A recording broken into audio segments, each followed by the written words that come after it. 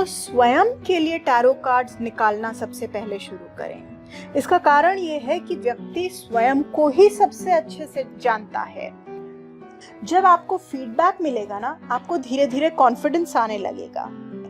अगर कार्ड्स हमें नकारात्मक चीजें भी दिखा रहे हैं तो हम किस तरीके से उन चीजों को बोलें कि वो आगे वाले को सकारात्मक दिशा में लेकर जाएं, उसको डिप्रेशन में न धकेल दें, उसको डिमोटिवेट न कर दें। अगर कप्स पूरी तरीके से मिसिंग है तो क्या वो पॉजिटिव ढंग से मिसिंग है कि वो उसके बारे में निश्चिंत है, या इसलिए मिसिंग है क्योंकि व्यक्ति इमोशंस पर ज्यादा ध्यान नहीं देता है।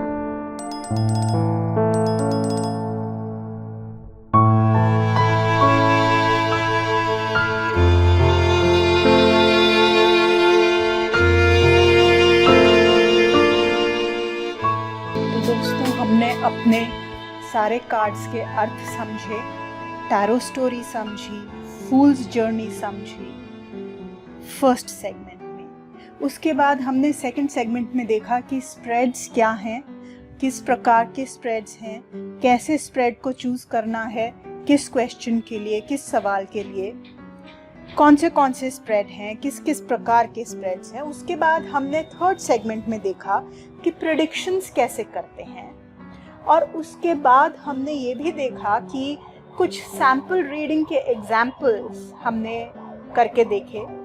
और अब लास्ट में मैं आपको कुछ टिप्स शेयर कर देती हूँ जिससे आपको नए हैं तो टैरो रीडिंग में कुछ आत्मविश्वास बढ़ाने के लिए आपको ये सहायता करेंगे, और रीडिंग करने के लिए, प्रेडिक्शंस करने के लिए भी सहायता करेंगे।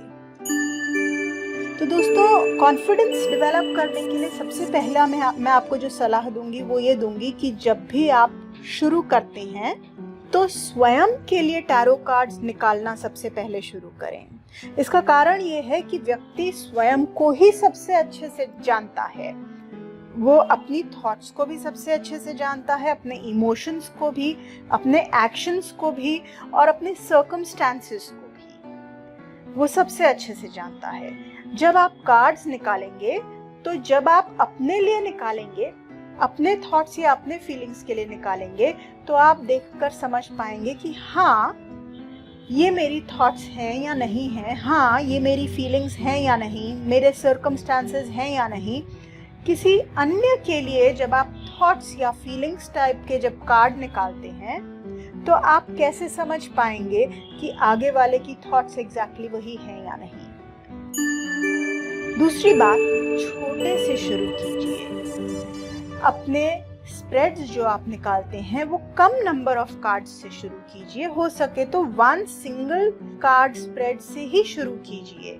मैं उसी की सलाह देती हूँ। जब आप 1 सिंगल कार्ड स्प्रेड से शुरू करेंगे तो धीरे धीरे आप आगे बढ़ते जाएंगे। वो कहते हैं ना, एक साधे सब सधे, सब साधे सब जाए।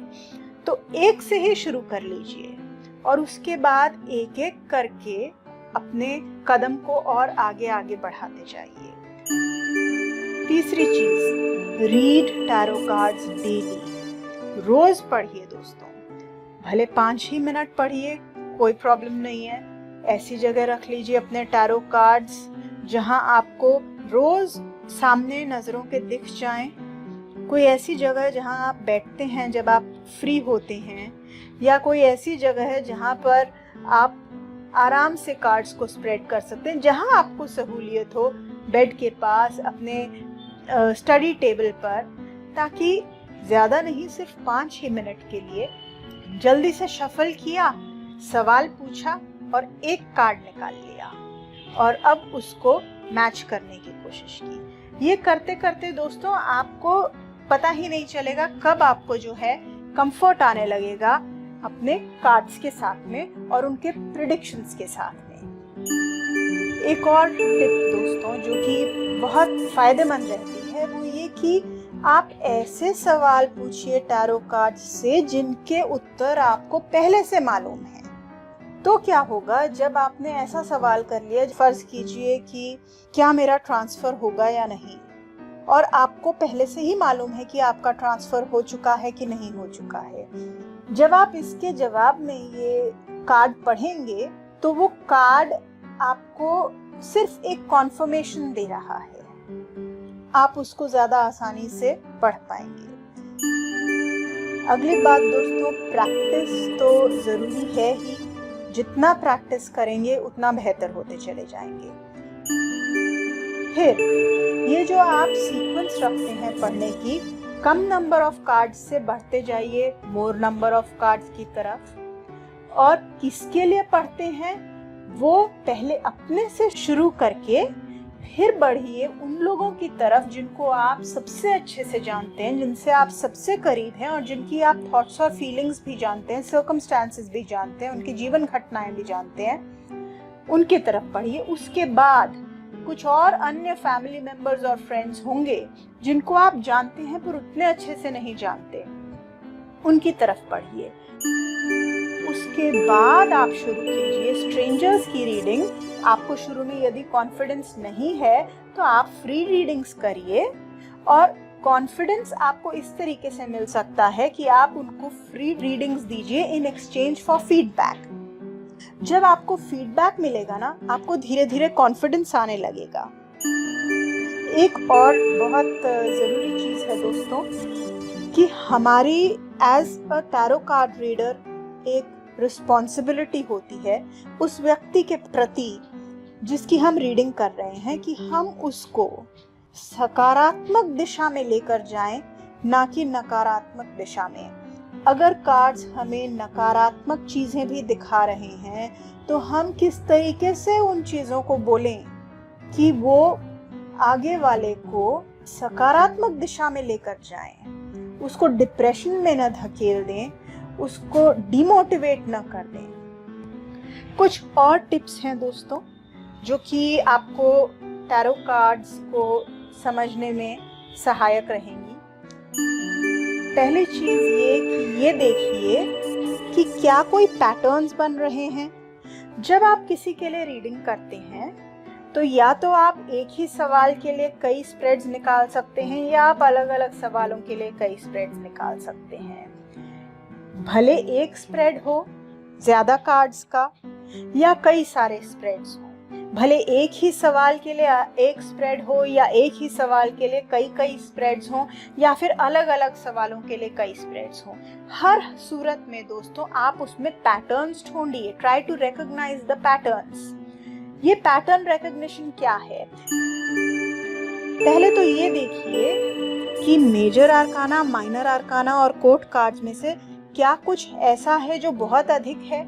हमारे 22 मेजर आर्काना है, 40 माइनर आर्काना है और 16 कोर्ट कार्ड्स हैं, तो मोर और लेस उसी प्रोपोर्शन में आपके कार्ड्स निकलने चाहिए। यदि कुछ बहुत ज्यादा आ रहा है, जैसे कि मेजर आर्काना बहुत ज्यादा आ रहा है, तो वो आपको संकेत देता है कि इस व्यक्ति के जीवन में बहुत बड़े बड़े बदलाव आ रहे हैं इस वक्त। इसी तरीके से अगर किसी के स्प्रेड्स में अधिकतर माइनर आर्काना निकले, मतलब जीवन काफी मैनेजेबल है। अगर सब कुछ संतुलित निकले, मतलब जीवन संतुलित है। अगर कोर्ट कार्ड्स बहुत अधिक निकले तो मतलब एक्सटर्नल इन्फ्लुएंसेस बहुत ज्यादा हैं।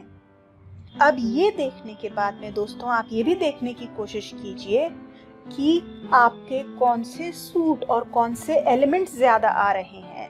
अगर वॉन्ड्स या फायर एलिमेंट बहुत ज्यादा है तो या तो व्यक्ति पैशनेट प्रवृत्ति का है, या फिर इंसान कर्म प्रधान है, या कार्य क्षेत्र में बहुत कुछ चल रहा है।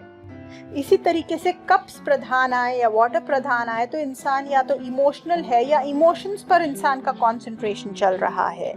वहीं स्वॉर्ड की बात करेंगे तो थॉट्स, आइडियाज, ट्रूथ, कम्युनिकेशन, इन सब चीजों पर या तो व्यक्ति का इस वक्त जोर है या उसका नेचर वैसा है। इसी तरीके से बहुत पेंटिकल्स या अर्थ एलिमेंट बहुत आए, पेंटिकल सूट बहुत ज्यादा आए तो पता चलता है कि इंसान जो है या तो प्रैक्टिकल है, मटेरियल चीजों में ज्यादा इंटरेस्ट लेता है, या फिर वो फाइनेंसेस में परेशान हो सकता है, तो इसलिए उसको उस चीज़ का कंसर्न है, दिमाग में वही चीज़ चल रही है। पॉजिटिव या नेगेटिव कुछ भी हो सकता है, ये आपको किस तरीके के कार्ड्स आए हैं। अगर पॉजिटिव आए हैं तो वो बता देगा पॉजिटिवली कंसर्न्ड, और नेगेटिव आए हैं तो बता देगा इस चीज़ से लेकर चिंता। एक और पैटर्न जो आप लोग देख सकते हैं वो है रीइंफोर्सिंग कार्ड्स और अपोजिंग कार्ड्स का। रीइंफोर्सिंग कार्ड्स वो कार्ड्स होते हैं जो अलग अलग कार्ड्स होते हुए भी उनमें कुछ एक कॉमन मीनिंग होता है। जैसे कि दो कार्ड्स, जैसे कि लवर्स कार्ड हुआ और टू ऑफ कप्स हुआ, दोनों ही कहीं ना कहीं soulmate connection, emotional connections, relationships के कार्ड हैं। ऐसे ही two of cups, three of cups, lovers, तीनों में फ्रेंडशिप, इमोशनल कनेक्शंस देखे जा सकते हैं। अगर एक ही प्रकार के रीइंफोर्सिंग कार्ड्स बहुत सारे आ रहे हैं तो मतलब वो जो पर्टिकुलर बात है, वो जो चीज़ है, जो वो कार्ड्स जिनको दर्शा रहे हैं, वो इस व्यक्ति के जीवन में इस वक्त बहुत ज़्यादा है। वहीं अपोजिंग कार्ड्स जो हैं चीज़ों को बैलेंस कर देते हैं। अपोजिंग कार्ड्स वो कार्ड्स हैं जो आपस में अर्थ में बहुत ही अलग अलग होते हैं या उल्टे विपरीत अर्थ के होते हैं। उसके बाद दोस्तों मिसिंग एलिमेंट्स भी ज़रूर देखिए या मिसिंग सूट ज़रूर देखिए।